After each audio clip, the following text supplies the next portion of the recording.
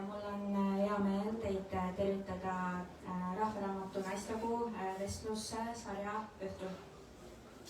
Seoses naistepuuga toome teieni veebruari ja märtsikuu jooksul koostöös kirjastus Sinisuga ja MTÜ Naiste Tugi- ja Teabekeskusega vestlussarja, mille teemad on ausad, valusad, sellised, millest võib-olla tavaliselt pigem vaikitakse, kuid meie leiame, et need on teemad, millest me peame ikkagi ka rääkima ja seda me siin siis ka täna teeme. Täna on vestlussarja teine teemaõhtu ja räägime teemal õigus õiguseta, vägivalla varjatud jätk ehk õigussüsteem kui survevahend. Vestlust koordineerib Anne Sinias ja teemat avab Naiste Tugi- ja Teabekeskuse jurist Meeli Tuubel. Paar sõna ka järgmistest vestlusõhtutest. Järgmine on siis 4. märtsil. Siis on teemaks Istanbuli konventsioon, on see julgustav või hirmutav ja rääkima tuleb siis Pille Tsopp-Pagan, kes on Naiste Tugi- ja Teabekeskuse tegevjuht. Ja viimane kohtumine leiab aset 13. märtsil ja siis räägime lähemalt Naiste Tugi- ja Teabekeskuse psühholoogi ja kliinilise lastepsühholoogi Mariana Saks-Niiduga nähtamatutest ohvritest ehk lastest lähisuhte vägivallas. Kes soovib täpsemat infot, rohkemat infot, siis Rahvaraamatu Facebooki lehelt seda ka saab. Aga mina annan järje üle kirjastus Sinisuk juhile Marie Edalale ja räägib juba lähemalt Valgesarja raamatutest ja siis saame juba asuda tänase vestlusõhtu juurde. Minu poolt aitäh ja veel kord, et olete täna siia tulnud. Tere! Ja kõigepealt ma tahan tänada Rahvaraamatut ja Naiste Tugikeskust, kes on tulnud toeks selle teema veel kord fookusesse toomisel. Need on olnud üle 30 aasta rasked raamatud. Nende taga, kõik nende raamatute taga on päris inimesed, päris tugevad naised, kes on julgenud tulla välja ja mitte selleks, nagu on küsitud, et kas selleks, et saada kuidagi halatud või saada siis kaastunnet, ei. Nad ei vaja kaastunnet, nad tahavad, et inimesed näeks, et julgeks tulla välja ka need inimesed, kes on tegelikult ohvrid olnud ja et see süü, mida ohver tegelikult väga tihti kannab, talle tundubki, nagu öeldakse, ja miks ta läks nüüd ühtseseeringuga, miks ta üldse sinna läks, miks ta kellegagi kaasa läks. Tähendab, süü peab minema sellele, kes tegelikult suuritas selle kuriteo, mitte ohvrile. 17. veebruaril tuli välja Giselle Pellicot raamat Hümn elule. Tema tütar kirjutas enne raamatu, et ma ei kutsu siin enam isaks. Pealt näha tore vanaisa, tore mees, tore perekond. Küsimus ongi selles, et me tihtipeale ei näe neid inimesi kõrval sellepärast, et see kurjategija suudab varjata, ta suudab ohvrile sisendada hirmu, et kui sina räägid, siis ega ei keegi usu sind, siis on perekond ja kõik muud asjad. Et ka see, nagu ütlevad ka selle Valgesarja raamatu kangelase, ohver ei tohiks ju naeratada, ta ei tohiks ju perekond, ta ei tohiks ju õnnelik olla, mis ohver nagu kui ta õnnelik on, siis on ju midagi naerukas. Nii et veel kord vaadakem enda ümber, nähkem inimesi. Nii nagu oli Valeri Bacot raamatus, kõik teadsid, lapsepõlvest peale kõik teadsid, mis juhtus. Või teise ohvri raamatu, kus ta ütleb, et päästke mind, kus isa väga lugupeetud inimene oma kogukonnas vägistas oma väikest tüdrukut 8 eluaastast peale. Tegi talle lapse ja siis käis mööda küla rääkimas, kuidas kui piinlik, vaadake, mida muidu tarkvaks. Selleks oli vähe, ta suutis talle ka teise lapse teha. Mis tähendas seda, et kuna geneetika oli nii lähedane, siis mõlemad lapsed tegelikult on haiged. Ma tänan väga teid, et te tulite täna seda kuulama, võib-olla homme, ülehomme, mõni teine päev. Keegi märkab kedagi, kes vajab abi. Te ei pea ju alati minema kuhugi peretüli vahele, aga on olemas Naiste Tugikeskus, on suur aitäh teile ja ma annan teile.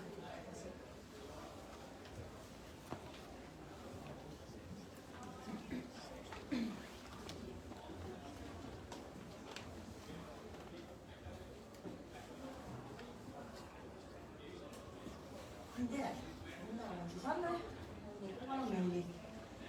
Ma teen väikese sissejuhatuse, et kõigepealt ma räägin, mida Naiste Tuge Teabekeskus üldse teeb. Meie põhifunktsioon on aidata ja toetada neid naisi, kes on kogenud vägivalda. Ja mitte ainult lähisuhtevägivalda, vaid ka üleüldse vägivalda. Viimasel ajal on meile sattunud ka inimkaubanduse ohvreid tegelikult, keda on vaja toetada uue levile. Me ise kutsume neid omavahel, kutsume neid naisi ellujääjateks, kes meieni juba jõuavad, sellepärast et tegelikult on niimoodi, et tihti peale seda, kui naine pöördub abi saamiseks, siis tegelikult alles kõige hullem algab, kahjuks. Niimoodi on ja võib-olla siin on ka see koht, kus ma natukene räägin lahti seda pealkirja, mis me oleme pannud sellele õhtule. Et õigus õiguseta, see ei ole süüdistavalt öeldud, vaid just sellepärast, et see on mitte ainult Eesti õigusruumis, see on ka paljudes teiste maade õigusruumis on tõendamiskohustus on täielikult ohvril. Ohvril ei ole ta siis, kui ta tõesti juba kiirabiga või ära viiakse või midagi niisugust on juba juhtunud, et ta ise ei pea enam tõendama, et see on juba kõigile näha.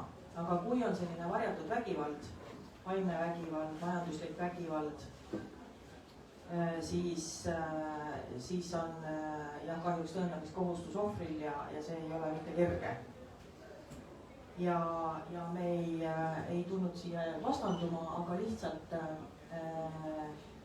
mina olen siis naistekaitsja ja Meeli juristina siis hoiab seda joont, et juriidiliselt on siiski iga see menetlus, mis me ka võib-olla kohtusse viime, on siiski piiratud õigusaktides sätestatuga ja jurist peab järgima jälle neid reegleid ja tihti on väga valus, et ei saa teha otsuseid nii, nagu südame järgi tahaks.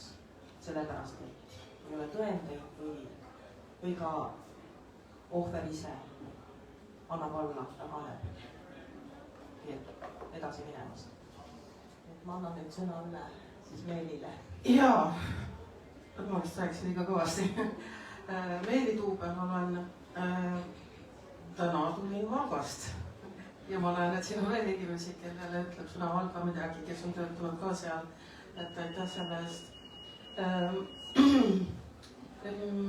Ma olen tegelikult pikka aega töötanud ja töötan ka praegu sotsiaalvaldkonnas nii omavalitsuse kui ka riigi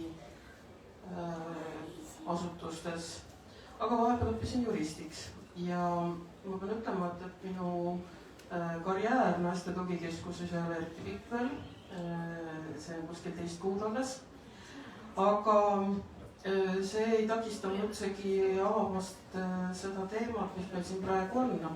Ja võib-olla ma alustaksin sellest, et mida üldse juristidele õpetatakse, et meil on võib-olla sageli selline tunne, et juristid õpivad paragrahve pähe ja siis õpivad, kuidas siis neid hiljem väänata, sest paragrahv on ju selline kõver.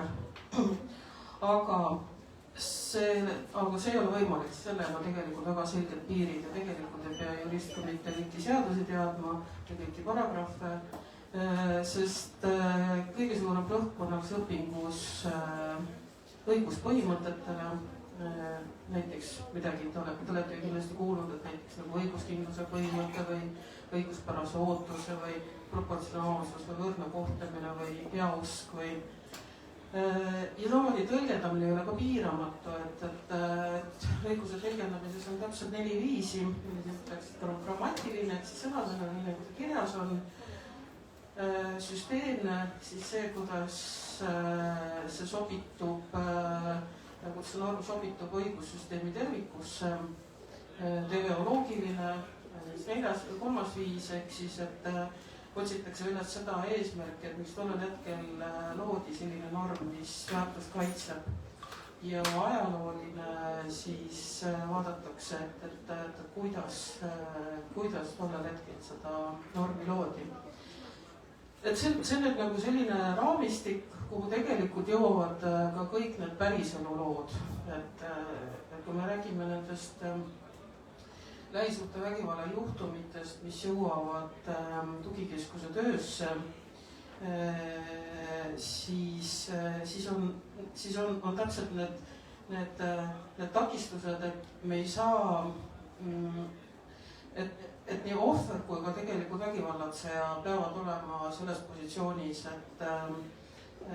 et õigust ei saa lõpmata kasutada enda kasuks, ehk siis ütleme teise poole vähendamiseks või ka lõpmatuseni ei ole see ka ohvri kahjuks. On sageli olukordi, et seadus ei kaitse piisavalt, sest selline juhtum ei ole selgelt kirjas, et selline teguviis võiks karistatav olla. Näiteks selline asi nagu ahistav jälitamine, et kus ohver tajub pidevalt, et tema tegevust jälgitakse, tema kannul käiakse, igal viisil on see tajutav, et küll otseselt võib-olla elu ei ohusta, aga see on äärmiselt häiriv. Ja tükk aega sellist vormi ei olnud. Nüüd on näiteks selline tegevus on karistatav, kui selline koosseis tekib. Siis olukorrad, mis ei sobitu teiste õigustega, et meil on praegu üleval diskussioon, kas vägivallatseja võib kodust ära viia kauemaks kui 48 tunniks, et jutt on siis 72 tunni vahistamise piirangu küsimus. Et ka jälle, et võib olla jälle selline küsitavused, aga et vägivallatsejal on ka õigused. Et kui põhiseadus ütleb, et kinni võib pidada kuni 48 tundi, siis ilma kohtu loata, siis 72 tundi tundub justkui ülemäärane. Kui annetab midagi praktilist lisada siia juurde, ma olen väga teretulnud. Siin ma saan kohe vahele lisada, et kuna mina olen päris pika praktikaga juba selles valdkonnas, siis me näeme pidevalt seda, et praegu rõhutatakse seda vastuväitena, et vägivalduril on õigused, et tal on inimõigused ja nii kauaks teda kodust eemaldada ei saa. Aga me näeme ju seda kogu aeg, kuidas ohver tuuakse kodust ära. Kuidas jälle keset tööd helistab meile politsei, toob meile turvamajutusele naisterahva, üsna tihti ka koos lastega. Ja see naine jääb tunduvalt kauemaks kui 48 tunniks. Sellepärast, et tegelikult on võimalik meil pakkuda talle tasuta majutus kuni 6 kuud ja on neid naisi, kes vajavad sellist turvamajutust ka veel pikemalt. Ja on ka olukordi, kus naine ei saa üldse, ei julge sealt turvamajutusest väljagi astuda ilma saatjate või omal jalal, et peab transportima teda. Praegu on hea võimalus kohtus olla ka veebiteel, see on suurepärane selliste naiste jaoks, et aga meie küsimus on kohe vastu, aga nendel naistel on ka inimõigused, et kus nende inimõigused siis jäävad?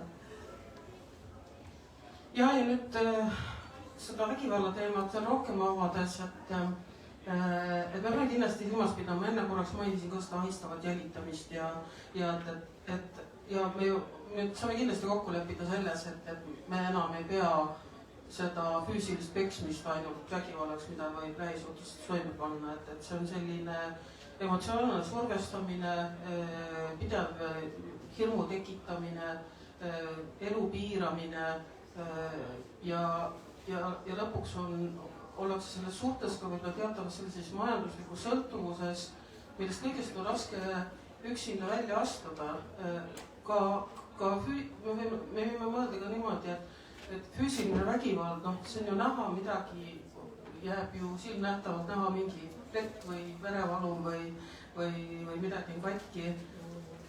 No rääkimata sellest, aga nende väikeste asjaolude tõttu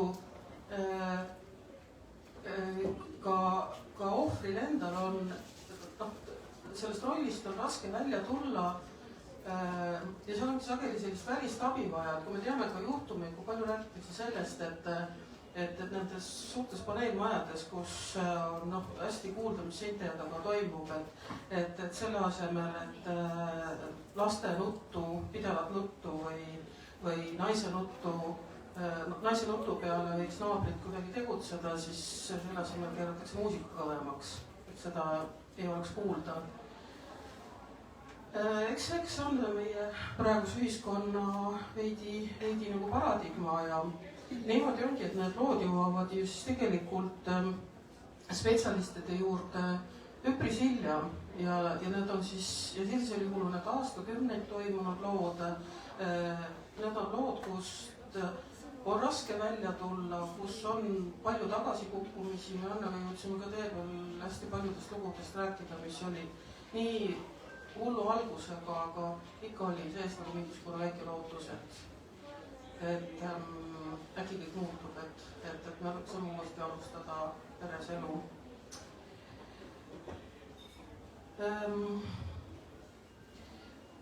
Mõnikord jah, võib tunduda, et kellelgi on natukene rohkem õigusi ja noh, miks ma seda pealkirja vaatasin ka, et vaatasin, et hopsti, et natukene ambitsioonikas, et mis ma siis nüüd räägin, et õigussüsteem on halb, et justkui nagu, et õigus on, õigusi on, seadused on, aga nendel ei ole toimet või kaitset.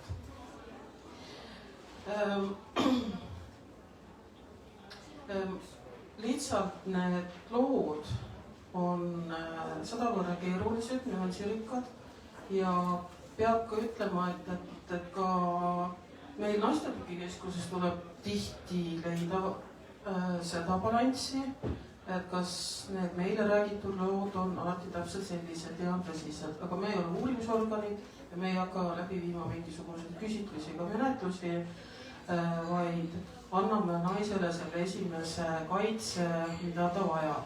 Et praktikas on siis meil kujunenud selliseks, et kuulame ära need faktilised lood, tavaliselt on küsimus läheb eriti emotsionaalseks muidugi siis, kui on lastega ka veel tegemist, et siis läheb tavaliselt laste hooldusõiguse jagamiseks ja need lood võivad pikalt kesta kohtusse tuleb esitada tõendeid peavad olema neutraalsed ja ma arvan, et ükski kohtunik ei vali ka pooli sellepärast, et kas ta on nagu rohkem naist kaitsvam või ütleb näiteks, et mees on joodik, et ta ei väärigi seda, et rääkisime ka sellest, et kui inimene on alkoholijoobes, et kas teda on siis õigus peksta või paljas varastada.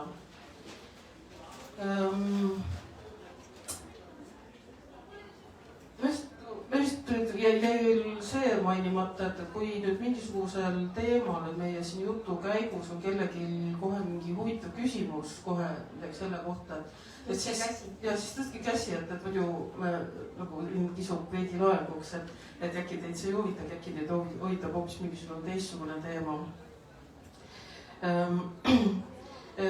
Aga nüüd ütleme, et me räägime tõesti, meie tugikeskus tegeleb naistega, me räägime siis praegu näiteks naistest nüüd selles õigussüsteemis või selles kohtusüsteemis, et muidugi on ka, kuigi ma ütlesin just äsja, et kohtunik on neutraalne, kohus on neutraalne, iga politseimenetlus on neutraalne, pooli valimata, siis ega ikka aeg-ajalt ei saa, aga kui seal on kõik on inimesed taga lõpuks, kohtuniku ja politseiniku ja puhul on kuskil on inimene ja võib kuskil välja lüüa ka selline tema inimlikust kogemusest mingisugune ja tööalasest kogemusest selline ja mida ta toetab näiteks võib-olla vägivallatse ise, mida võiks nimetada näiteks selliseks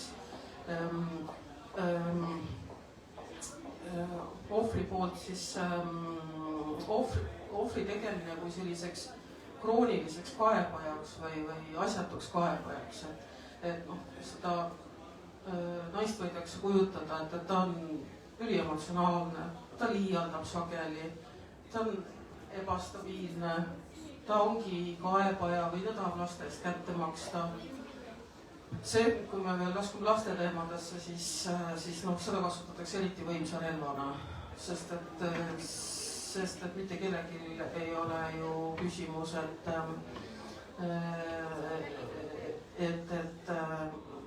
noh, lapse õigused on ju eriliselt kaitstud ja samal ajal on kaitstud õigused lastel mõlemale vanemale.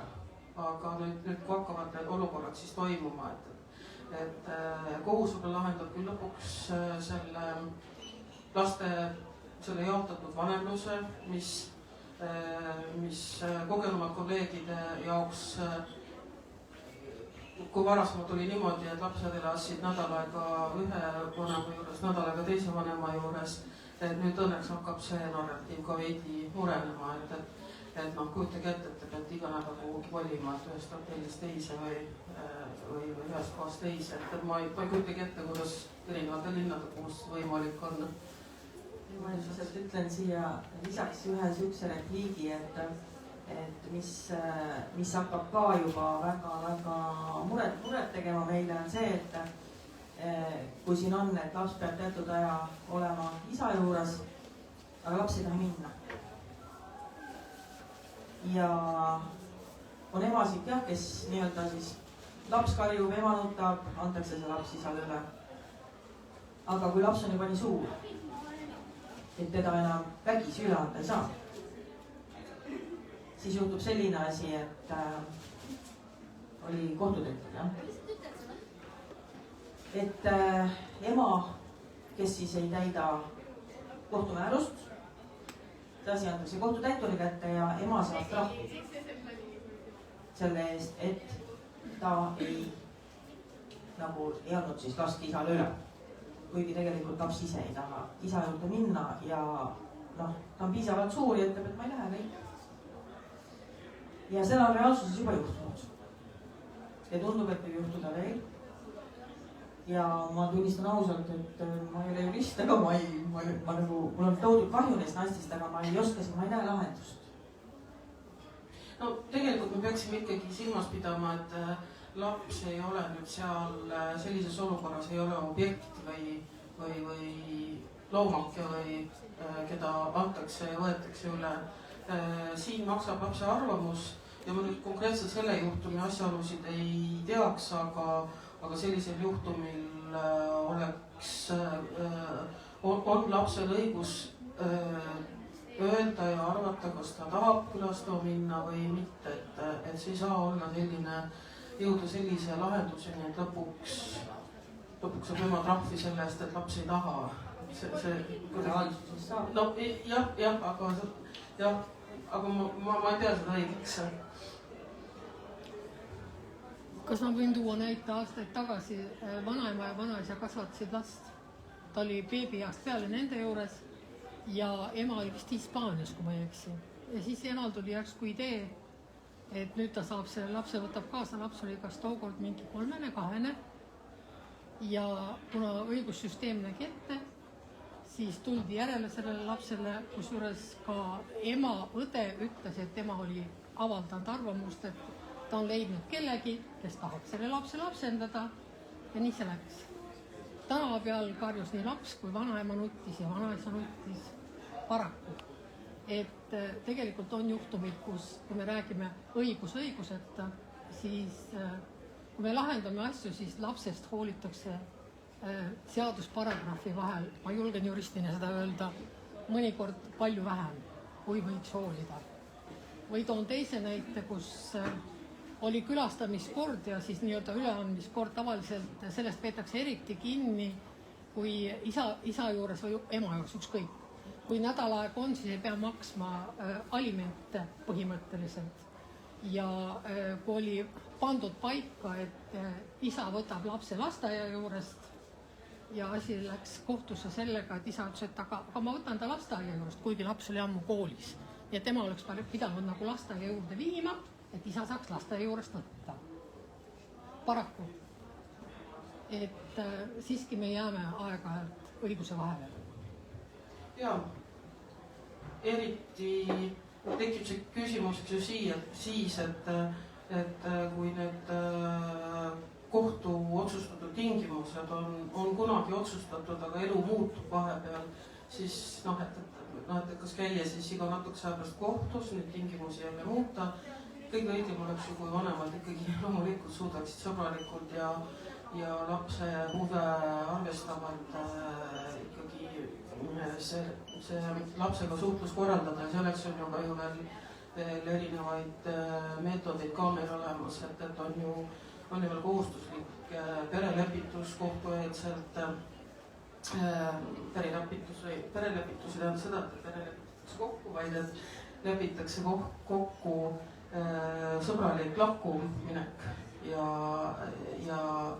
et süsteemid peaksidki püsima kokkulepetel, mitte paragrahvidel.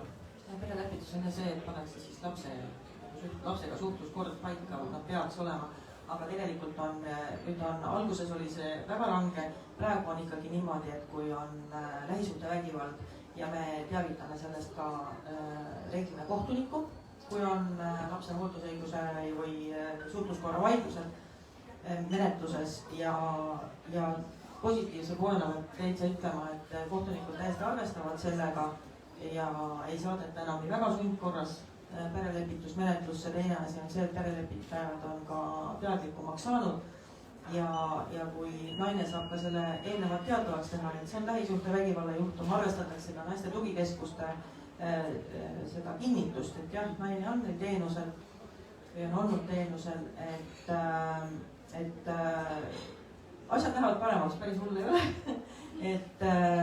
Ja tehakse perelepitusi ka niimoodi, et ei pea mees ja naine koos olema ühes ruumis ja isegi ka kohtus istumise paigutus juba hakkab muutuma, et varem istusid mees ja naine olid vastakuti. Aga eriti sellised narsissistlikud tüübid, nemad kasutavad seda väga ära ja leiavad ikka mooduse, kuidas mõjutada.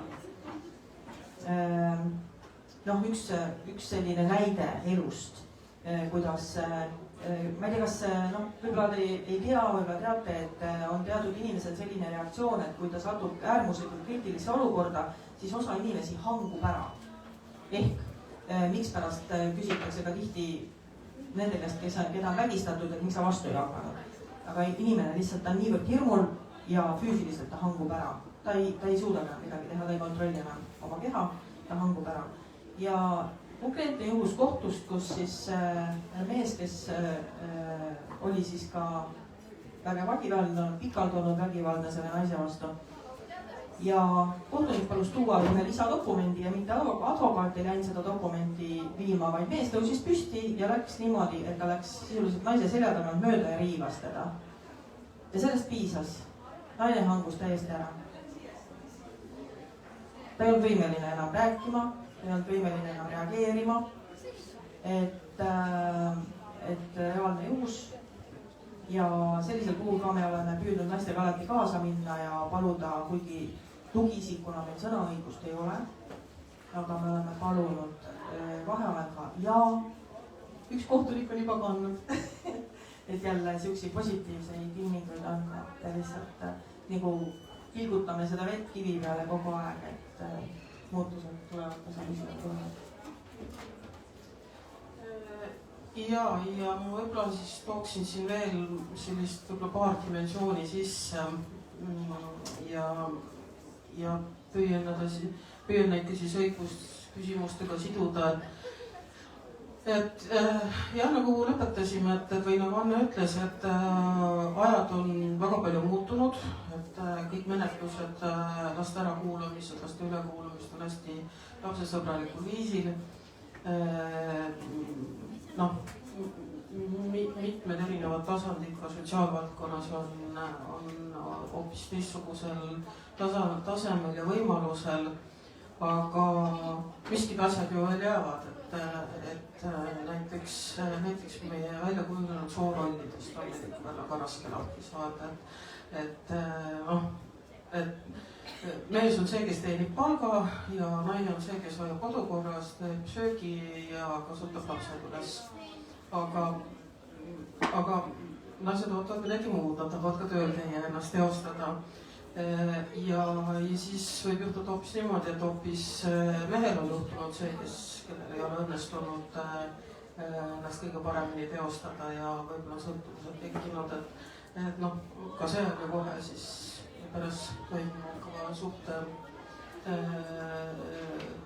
välisvõetav probleemi üks allikateks. Et selline varusaam on, et kellel kuidas, kellel kus, mis ülesanne peaks olema.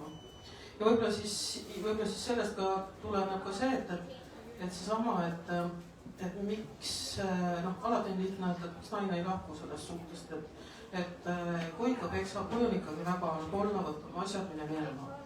Oleks hästi lihtne öelda, aga seal on veel palju nähtamatuid seoseid, et ka need emotsionaalsed seosed, aga ka lihtsalt majanduslik sõltuvus. See võibki olla niimoodi, et naine ongi sõltuv mehe või teise poole siis rahalisest panusest. Seal selgub siis hästi palju selliseid varaküsimusi, näiteks, et abiellumise ajal ju keegi ei mõtle, et on vaja kas abieluvaraleping teha või mingi vararežiim valida, abieluvararežiim. Ma võin selle koha peal alati öelda, et ikka kas siis abieluvara otsused või testament, sest et ei armastus, ei surm ega elu ei kesta igavesti. Et selles kohaks alati ette valmistama. Ja olen siis ka kuulnud veel juhtumeid, et kui naine on ikkagi nii julge olnud, et teatab mehe vägitegudes politseisse ja meest on muidugi karistatud sellest rahaliselt, siis on see uue probleemi allikas, sest et see raha läheb ju sellest ühisest pere rahakotist ja naine on süüdi ju selles, tekitas selle olukorra. Võib-olla Anne saab veel neid kirjeldada värvikamalt. Jah, värvikamad on need juhtumid, kus ka reaalsest elust ma ei räägi, ei võta praegu nagu nii-öelda ei teoritiseeri. See on reaalne elu, millest mina räägin. On näiteks, ja ei ole mitte üksikjuhtum, vaid on korduvad juhtumid, kus mees kolib naise juurde. Praegu me räägimegi, et naine on ohver ja mees on siis vägivallatseja selles võtmes, et loomulikult on ka teistpidi ja ka seda, aga ja mees osutub vägivaldseks ja keeldub lahkumast. Ja jälle, kui tema elukoht on seal registreeritud, tema asjad, tema hambaring on seal, tema ihupesu on seal, tema kirjutuslaud on seal, siis ei saa teda nagu sundidagi sellest eluruumist lahkuma kuidagimoodi. Ja on reaalsed olukorrad, kus naine on meil turvamajutuses või on sotsiaalkorteris, sellepärast et ta ei saa elada endale kuuluvas eluruumis, kuna seal elab vägivallatseja. Ja on kohtuasju, mis kestavad aastaid seal teemal. Vahetud kohtunik, kõik hakkab otsast peale ja nii edasi. Aga on ka selliseid juhtumeid ka reaalsest elust, kus tõesti see armastus ja ongi aru saada. Inimesed saab kokku, tuleb suur armastus, tahetakse üksteise read ja mees ütleb, et ma võtan kõik mured enda kanda. Ja naine kirjutab kõik oma kinnisvara mehe nimele. Sest mees võtab ju kõik mured kanda. Mees kõik hoolitseb, maksab esialgu. Kuni enam ei hoolitse ja maksa. Kuni peab olema naine see, kes lahkub lihtsalt oma käekotiga. Et on ka sellised lood on reaalsest elust. Ja on ka sellised lood, kus ongi mehe käes kõik dokumendid, on mehe käes kõik pinnid ja naisel ei olegi mitte midagi. Ja need on Eestis, on sellised lood. Ja reeglina on need selles mõttes rasked juhtumid, et need naised ei julge välja tulla sellisest olukorrast. Nad lihtsalt nad ei ole selleks enam võimelised, sellepärast et nende teovõime on sisuliselt täiesti elimineeritud. Ja siis võtab mees laenu ja võtab teist korda laenu ja kui ta siis kas leiab endale teise naisele ja midagi muud juhtub või ta lihtsalt ei maksa seda laenu tagasi, siis on naine see, kes on jälle majandusliku vägivalla ohver ja peab lõpuks, sest juriidiliselt on tema laenaja. Jah. Ma ütleks repliigi vahele. Ma vist nii kõvasti oskan rääkida. Päris ohtlik olukord on see, kus minnakse lahku, aga ei lahutata ära. Ja teine pool, me võime öelda, kas naine või mees ükskõik, võtab lihtsalt südametunnistuseta laene ja kuna see on ühisvara, siis see, kes ei võtnud, maksab ikkagi proportsionaalselt selle ära. Ja muidugi teine asi, millest võiks nagu rääkida, on see, et kui meil järjest enam inimesed armastust abielluvad välismaale ja mis juhtub siis laste hooldusõiguse ja kõige muu sellega. Jah, absoluutselt, siis ju tulevad ka välisriikide õigusruumi sisse ja see võib olla meie süsteemist kardinaalselt erinev, eriti mida kaugemate riikidega tegemist on, et tavaliselt sellises, ütleme, nimetaks Mandri-Euroopa õigusruum, et selles on palju sarnasusi, aga niipea, kui me räägime ka näiteks kolmandatest riikidest, mis ei ole Euroopa Liidu süsteemis, siis on need vaidlused võimatud ja rasked. Aga ma ei tea, et ma võtaksin võib-olla, jätan siis ikkagi kuulajatele ka ja et rõhutan võib-olla siis veel korra üle, et meil siis naiste tugikeskuses on siis nendel juhtudel, ka nendel väga rasketel juhtudel on võimalus siis naistel pöörduda. Nad saavad turvaliselt oma lugu rääkida, nad saavad olla ära kuulatud, nad ei pea kartma, et nende juttu kahtluse alla paneme. Neil on võimalus saada siis sotsiaalnõustamist, on võimalus saada psühholoogilist abi ja siis teatud juhtumitel ka siis juriidilist abi. Ja selle teenuse eest tasub riik ja ka on hulk lahkeid annetajaid. Siis paljud naised, oleme aru saanud, on ka aastaid siin kliendiks olnud. Vahepeal saab nende lugu korda, vahepeal peavad uuesti pöörduma. Uksed on avatud ja ma loodan, et meie töö ei lõppe selles mõttes, et me oleme vähemalt, tegelikult hea kui lõppeks loomulikult, et sellised juhtumid üldse ei oleks. Aga nagu me rääkisime, et kui milline kirju see pakett on, mis lähisuhtes või vägivaldselt lood olla, et ühest probleemist teiseni. Jah, see ongi, meie töö on selles mõttes, et rõõm, kui ei ole neid pöördumisi palju, aga samas on ka mure, kui ei ole pöördumisi palju, sellepärast, et me teame, kui palju seda varjatud vägivalda. Aga võib-olla räägiksin ühest asjast veel, et see lähenemiskeeld, mida on ka siin ajakirjanduses ka aeg-ajalt räägitud, et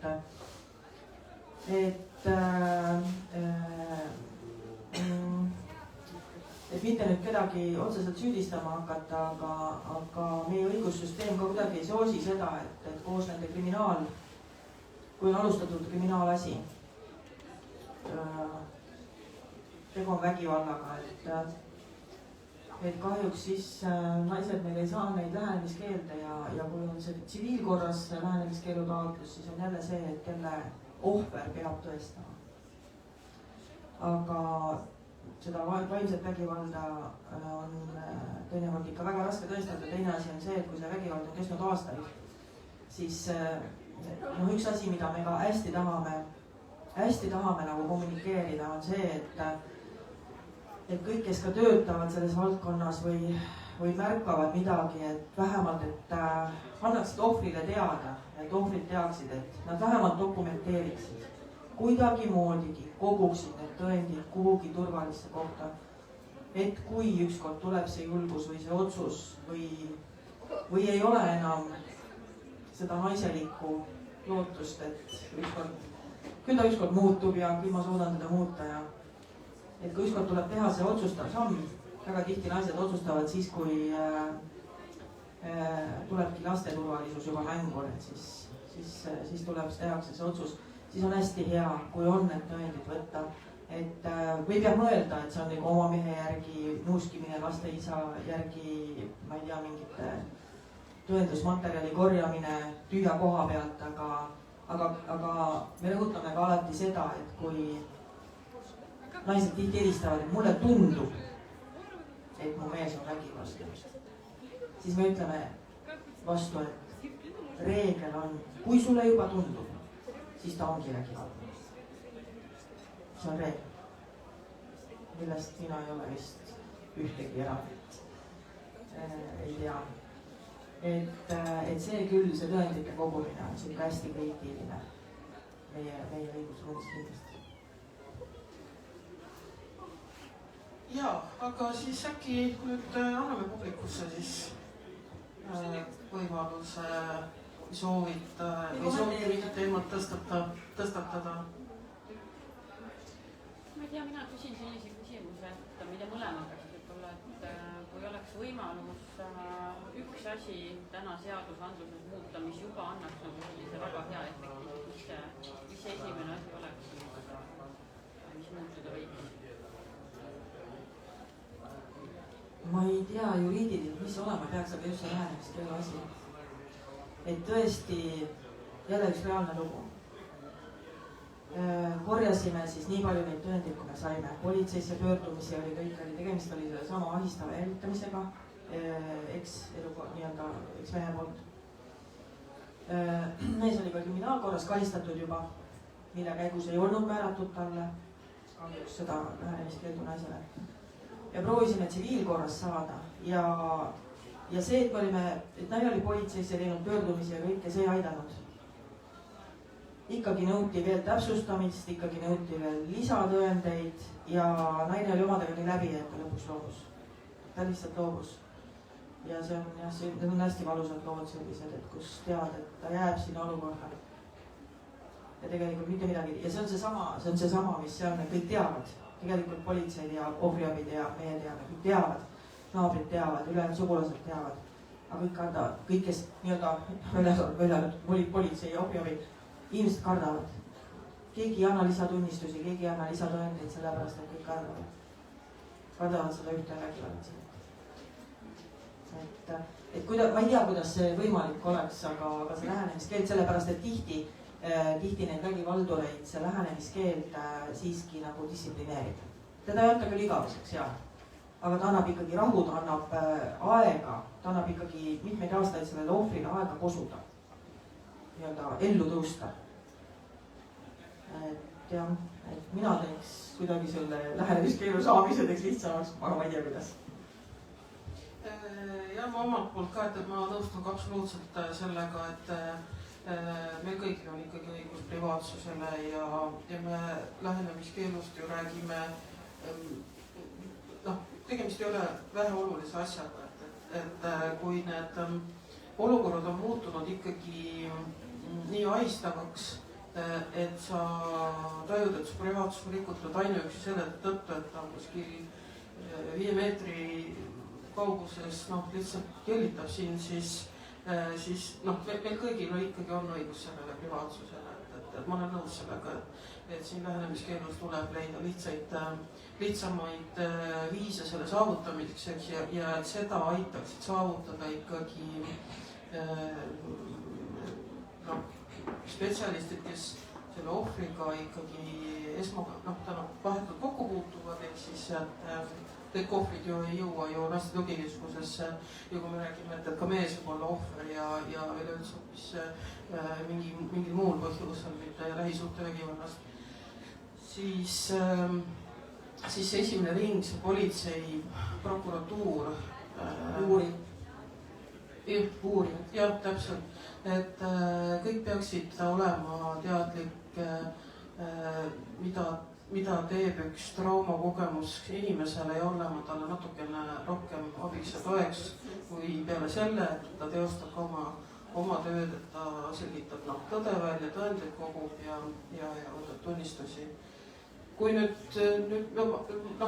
mina omalt poolt ka, et see oli väga hea küsimus muidugi, mul head lahendust ei ole küll aga ka kindlasti ma selle sama kontekstiga seoksin kokku, et kui meil on õigus privaatsusele, oma keha puutumatusele, sellisele vägivallavaba õhkkonnale, siis praegu kõnealus olev see 72 tunni kinnipidamine on tegelikult hästi oluline, sest lõpuks peavad need teod nagu natukene mõtlema panema ja need vist pooldajate ja vastaste leer jaguneb vist laias laastus 8, et näib siis, kumb siis võidab, et kas õigus või õiglus. Siin ma tegelikult võin rääkida veel, et mikspärast see on minu arust on oluline, et neid tõendeid niimoodi nagu praegusel kujul ei nõutaks.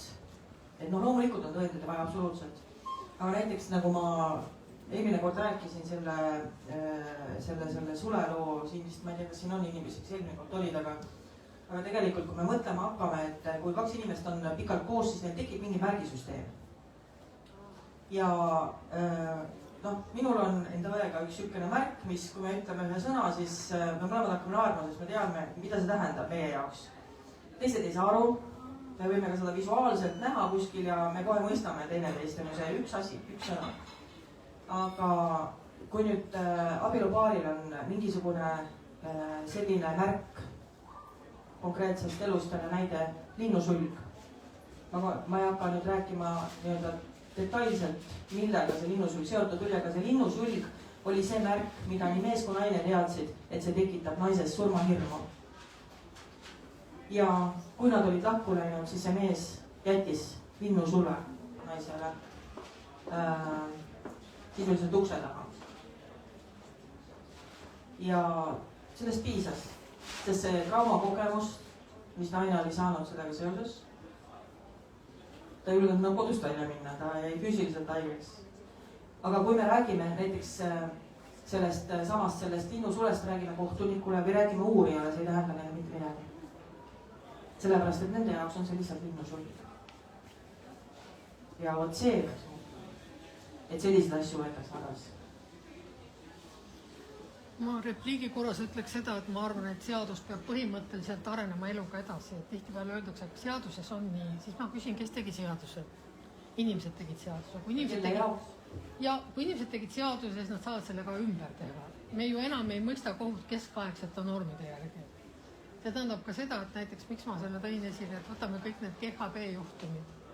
See ohver ei saa mitte midagi tõestada, sest et ta ei tea mitte midagi. Ta ei mäleta mitte midagi.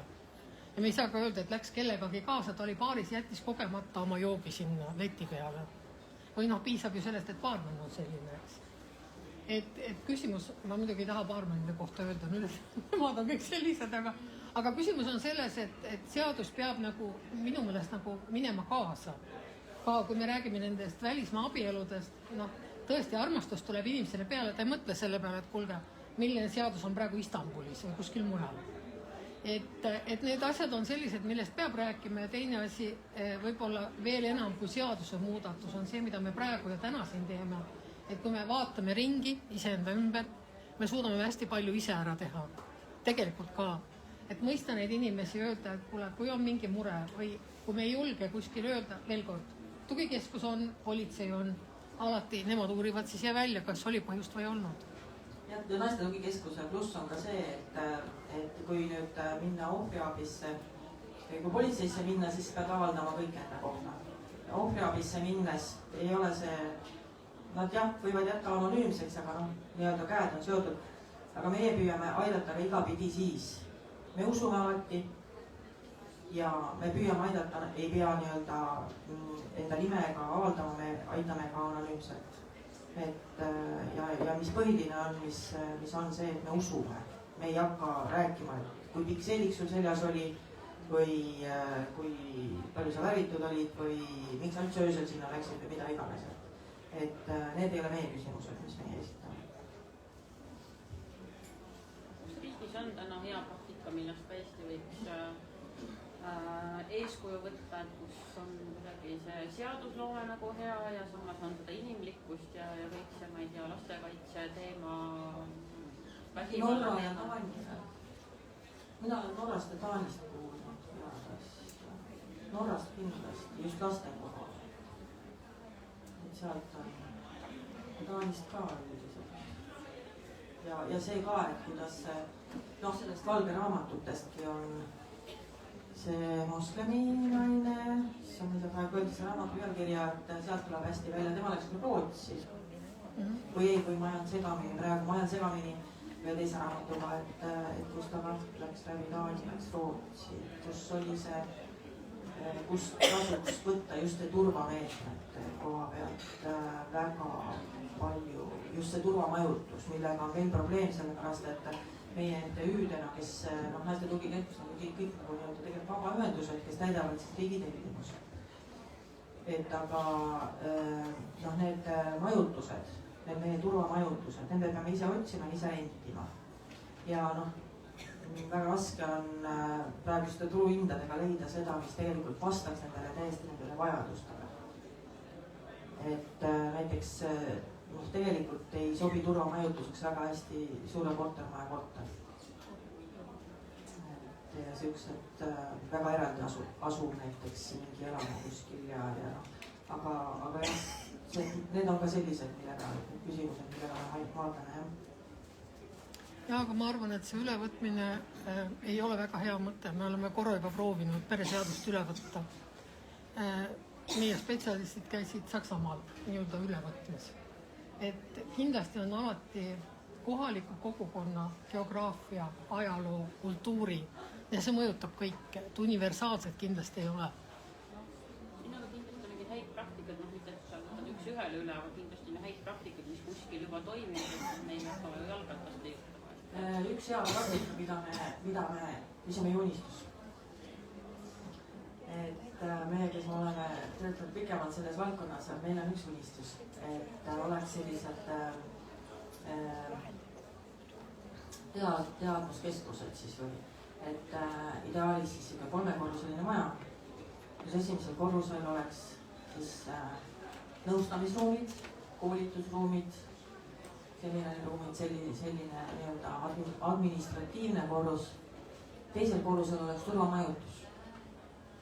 Ja 3. korrusel oleks siis selline majutus, kus need ellujääjad koos oma lastega siis, kes ei jaksa võib-olla veel selle turuhinnaga mingit ruumi endale eluruumi üürida või ei kvalifitseeru sotsiaaleluruumi saamiseks või mida iganes, et need saaksid seal lihtsalt siis selle kas lihtsalt kommunaali eest või siis väga väikese nagu üüriraha eest saaksid siis oma uut vägivallavaba elu alustada.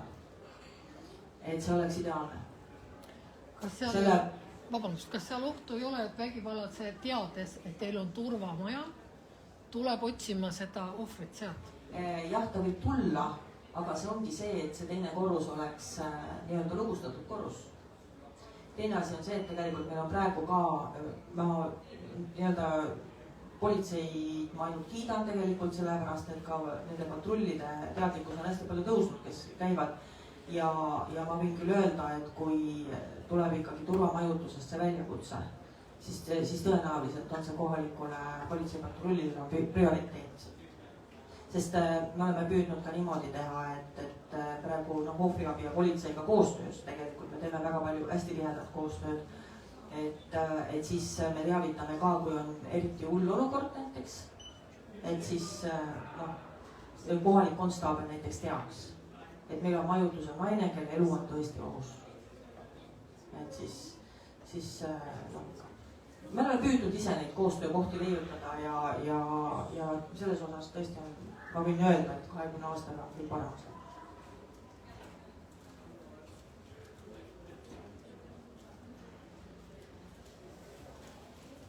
Okei, keegi veel midagi, kui meile nõu anda on mingi hea mõte.